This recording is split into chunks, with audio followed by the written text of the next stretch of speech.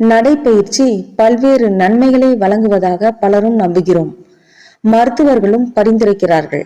தினமும் குறைந்தபட்சம் 10,000 அடிகள் நடப்பது உடல் எடையில் குறிப்பிட்ட அளவு எடையை குறைக்கும், கொழுப்பை கரைக்கும் என்று புதிய ஆய்வில் கண்டுபிடிக்கப்பட்டது.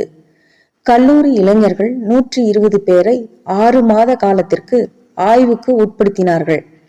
தினமும் எத்தனை அடிகள் நடக்கிறார்கள் என்பதன் அடிப்படையில் ஆய்வு செய்யப்பட்டது. சிலர் 10,000 அடிகளும், சிலர் 12,500 அடிகளும், சிலர் 15,000 அடிகளும் நடந்தனர். இன்னும் சிலர் குறைவான அடிகள் நடந்தனர். அவர்களின் உடலில் எரிக்கப்பட்ட கலோரிகள், ஆற்றல் மதிப்பிடப்பட்டது. குறைந்தபட்சம் 10,000 அடிகளுக்கு குறையாமல் நடந்தவர்களுக்கு எடையும் கொழுப்பின் அளவும் குறைந்தது உறுதி செய்யப்பட்டது.